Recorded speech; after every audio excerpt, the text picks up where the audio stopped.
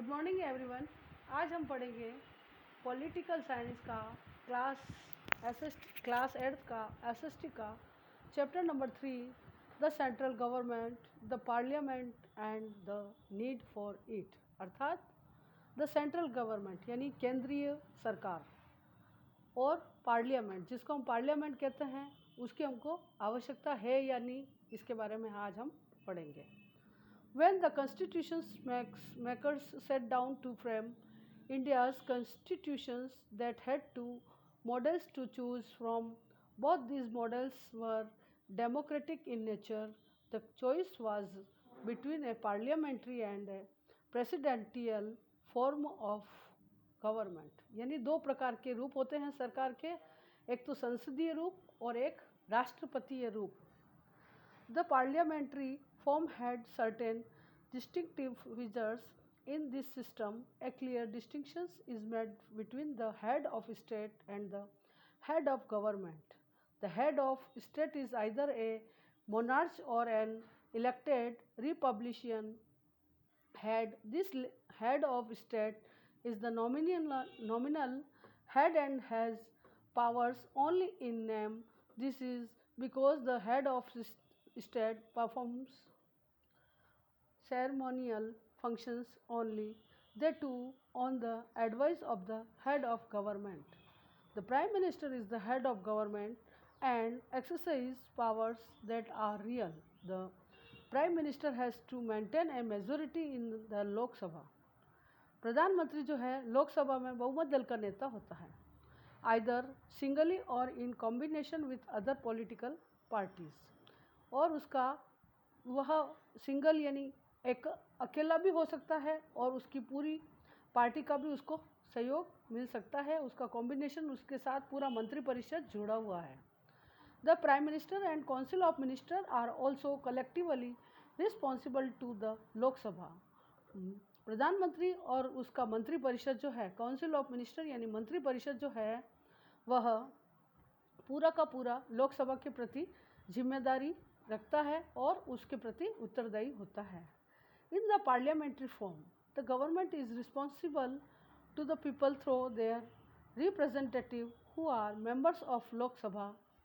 However, this is not the case in the presidential system of government, and the constitutions makers saw this as a merit of the parliamentary government. Although a presidential form of government would provide a strong and sound governance, it could also lead to authoritarian rule.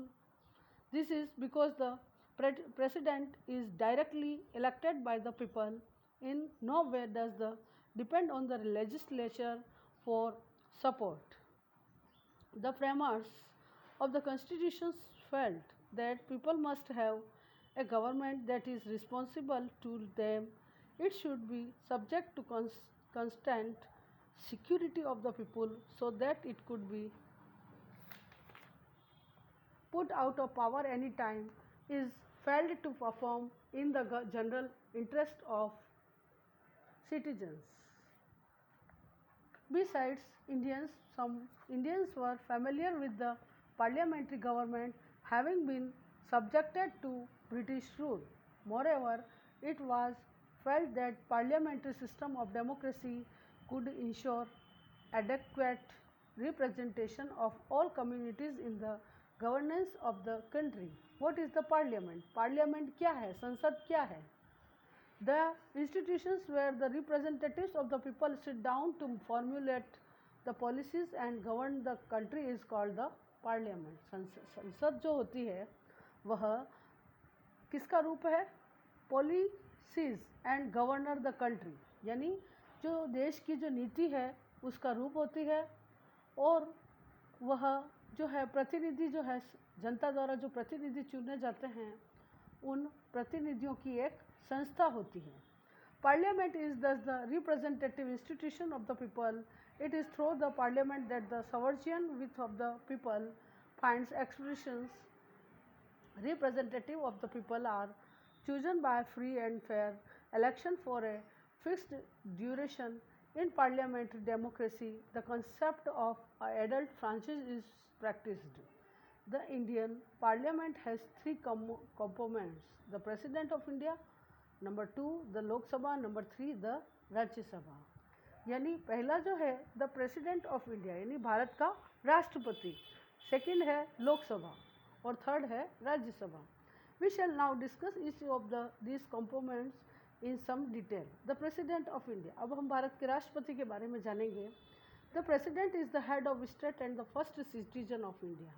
Bharat का राष्ट्रपति जो है वह राज्य का प्रमुख होता है और वह भारत का पहला भारतीय नागरिक है।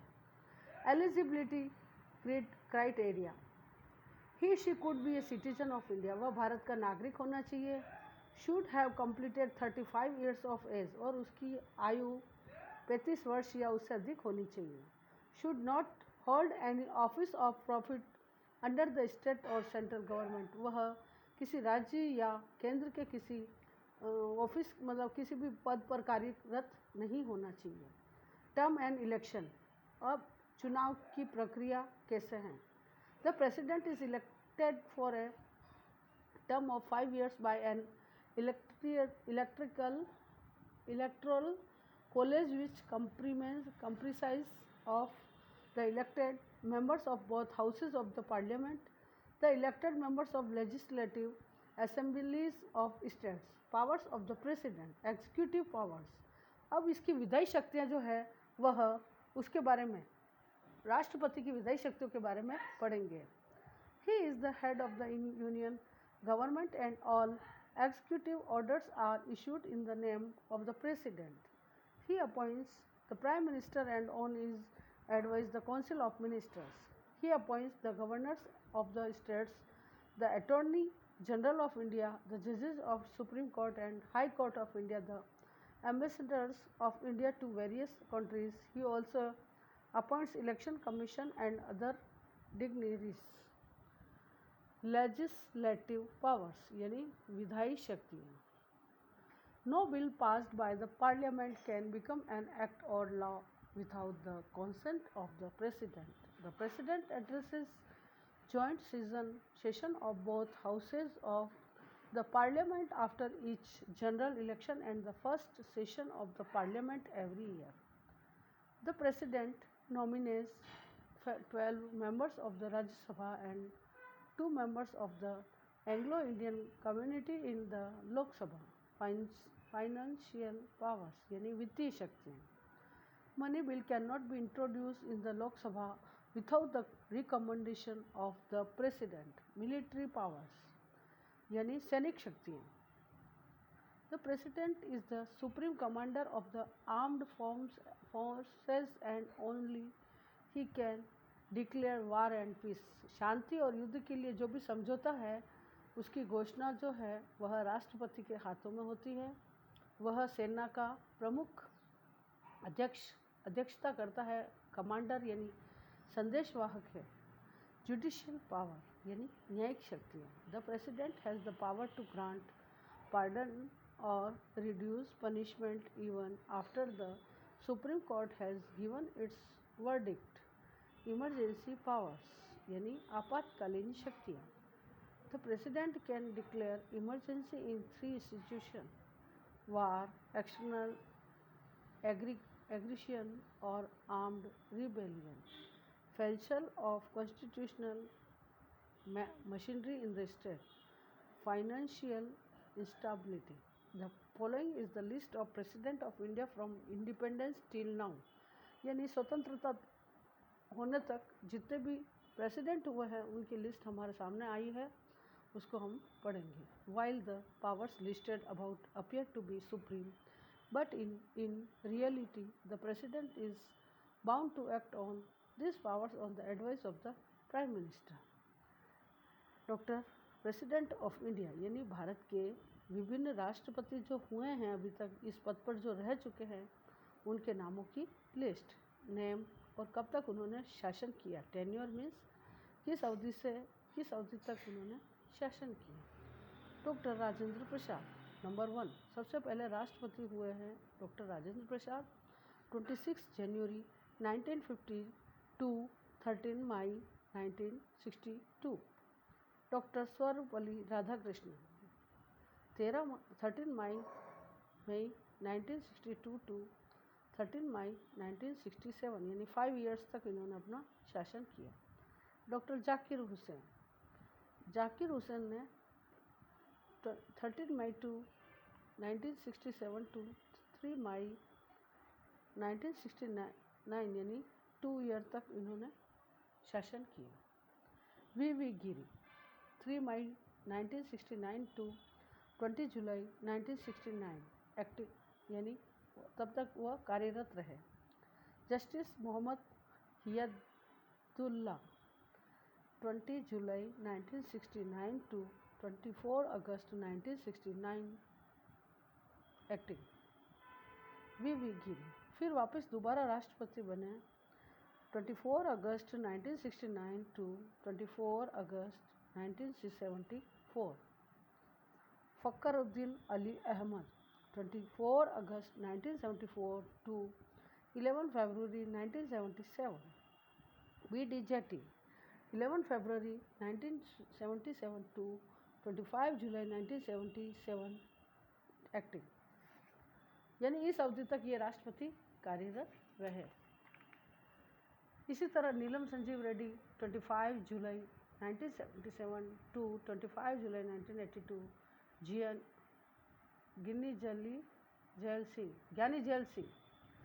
जैल सिंह ने शासन किया 25 जुलाई 1982 से लेकर 25 जुलाई 1987 तक। फिर है आर वेंकट रमन, है ना, तो उन्होंने शासन किया 25 जुलाई से 1987 टू 25 जुलाई 1992। डॉक्टर शंकर दयाल शर्मा 25 जुलाई 1992 टू 25 जुलाई 1997।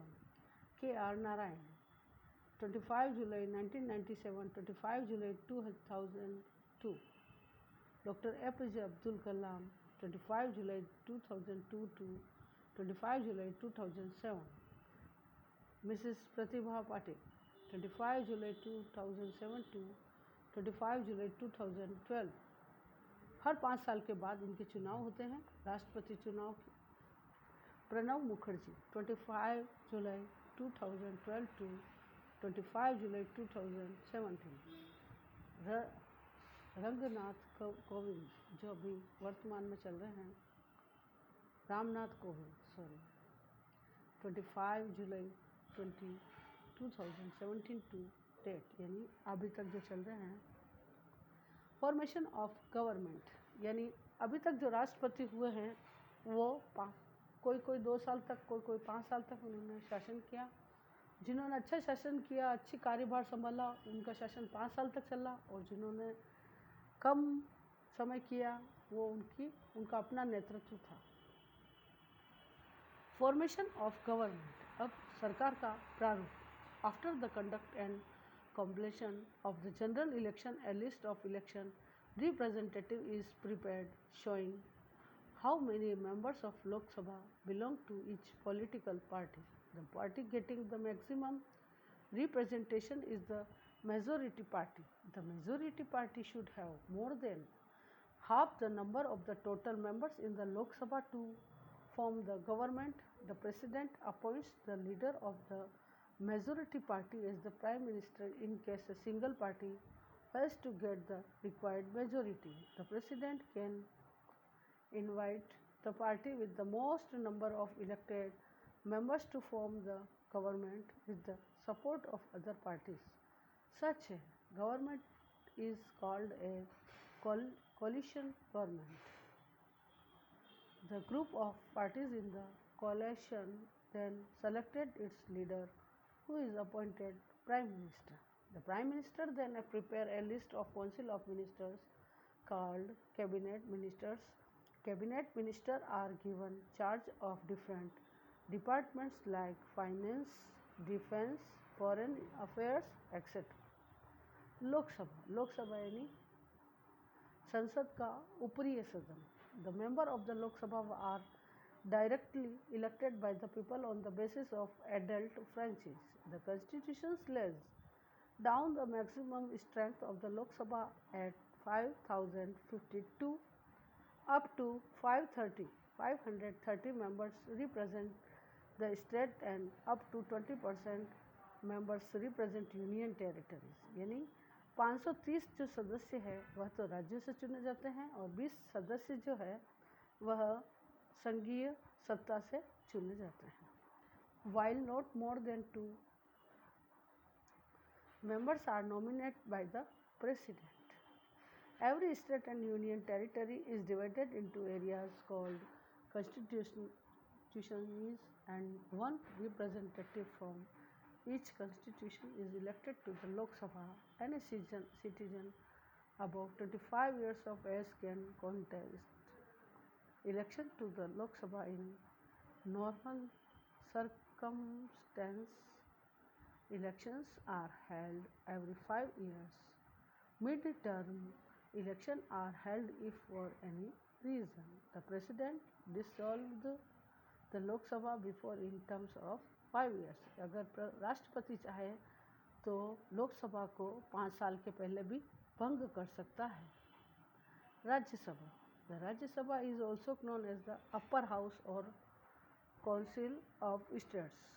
यानी राज्यसभा जो है वह संसद का ऊपरी सदन है और लोकसभा जो है वह संसद का निचला सदन है।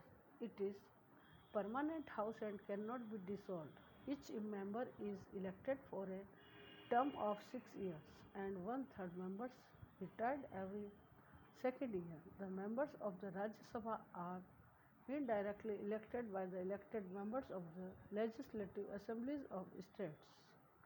The house can have a maximum of 25 members, wherein 12 members are nominated by the President of India।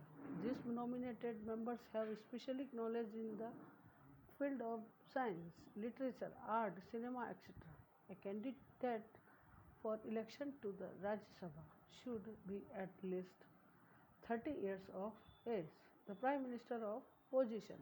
अब प्रधानमंत्री की जो स्थिति है उसके बारे में हम पढ़ेंगे। The Prime Minister of India enjoys the most powerful position in the political hierarchy of the country in a parliamentary democracy। He is considered as the de facto leader of the nation। He या she, ये पुरुष है या स्त्री है जो भी है, is also the leader of the लोक सभा। वह लोकसभा का नेता होता है। लोकसभा में बहुमत दल का नेता होता है। He president over the meetings of the cabinet and decide the issues to be discussed in the parliament। वह पार्लियामेंट की जो है वह मीटिंग्स लेता है और कौन उसके मंत्रिमंडल में रहेगा, कौन सा मंत्री परिषद बनेगा, उसकी वह निर्धारित करने का कार्य प्राइम मिनिस्टर का होता है। He is linked between the cabinet and the president of the country। Yes, 1 minute, please you stay। He is linked between the cabinet and the president of the country since he is the leader of the team of ministers। The ultimate power of decision rests with him। He also has the power to appoint or remove any minister from the cabinet। He also supervises and controls the working of the minister and advises them when necessary। The Prime Minister has the ultimate power to take decision regarding foreign affairs and strategic matters।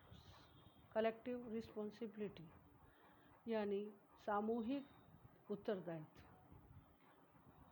The entire council of the ministers is collectively responsible to the parliament for their acts of commission and omission। If for any reason the parliament passes the vote of no confidence, the prime minister along with his entire team of ministers has to resign। It is for this reason that the concept of collective responsibility is also called the policy of swim and sink together। यानी डूबेंगे तो एक साथ और तैरेंगे तो एक साथ। मंत्रिमंडल का सामूहिक उत्तरदायित्व होता है कोई एक मंत्री गलत डिसीजन लेता है तो उसका प्रभाव पूरे मंत्रिमंडल पर पड़ता है।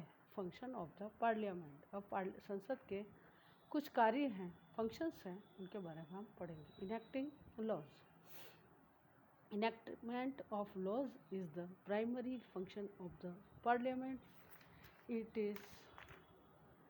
makes laws on all matters included in the union list and concurrent list. In special circumstance, it can also make laws on subjects included in the state list.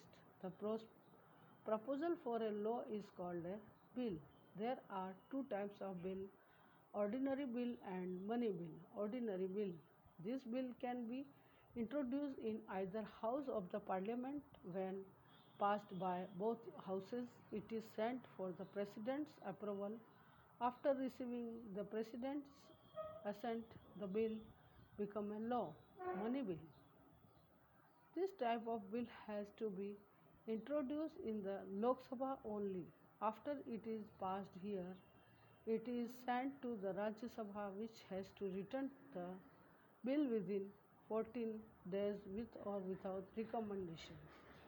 The Lok Sabha has the right to accept or reject this recommendation. If the bill is not returned within 14 days, it is deemed passed by the Rajya Sabha. Number 2. दूसरा जो प्रमुख कार्य है वह है to exercise control over the executive, यानी संसद का जो विधायी शक्ति है उसकी जो कार्यकलाप है उसके ऊपर कंट्रोल रखना, नियंत्रण रखना। The parliament gives a constant check on the council of minister by asking questions to ministers about issues related to their respective departments by the raising questions, adjournment motions, calling attention notice, censure motions or debates. The Lok Sabha can also pass a vote of no confidence motion against the Council of Ministers, which if passed force the entire Council of Ministers along with the Prime Minister to resign. To control the finance, उसकी वित्तीय शक्तियों पर, मंत्रिपरिषद की वित्तीय शक्तियों पर नियंत्रण के लिए राष्ट्रपति प्रधानमंत्री होता है। The most important function of the parliament is to pass the annual union budget. The budget consists of estimated income and expenditure of the government. सरकार की आय व्यय का जो ब्यौरा होता है वह प्रधानमंत्री के हाथ में आता है और एनुअल यूनियन बजट बनता है, उसकी वह चेक करता है। The executive has no authority to spend any money without the approval of the parliament. संसद जो है बिना प्रधानमंत्री की सलाह के, बिना उसके सहमति के एक रुपया भी खर्च नहीं कर सकती। Amending the Constitution. Any proposal for amendment to the Constitution can be introduced only the Parliament. The majority of proposals need to be approved by 2/3 majority of both the houses of Parliament, but in certain cases, proposals need the approval of at least half the states, after which they should be passed by Parliament with majority. Electoral functions. Electoral functions. चुनावी कार्य. Members of the Parliament elect the President and Vice President of India. जो प्रधानमंत्री है वह वही चुनता है कि संसद में कौन राष्ट्रपति बनेगा और कौन उपराष्ट्रपति बनेगा। जुडिशियल फंक्शन यानी न्यायिक शक्तियाँ। The parliament has the power to impeach the presidents, vice presidents and the जज of supreme court and the high courts. The process of impeachment can be initiated in any house of the parliament. इस तरह प्रधानमंत्री के हाथों में कुल 6 शक्तियाँ होती हैं जिससे वह लोकसभा में बहुमत दल का नेता होने के साथ साथ पूरा मंत्रिमंडल का उसके साथ उत्तरदायित्व होता है। इस तरह हम इस चैप्टर में केंद्रीय सरकार के बारे में और संसद की और उसकी आवश्यकता के बारे में पढ़ चुके हैं। अब इसका आपको क्वेश्चन आंसर और टिक द करेक्ट आंसर इनके जो है PDF में आपको सेंड करूँगी। ये तो टिक द करेक्ट आंसर, और ये NCERT के क्वेश्चन जो है वह मैं आपको इसका PDF सेंड करूँगी, जो आपको नोटबुक में उतारना है और लर्न करना है। Thank you, have a nice day.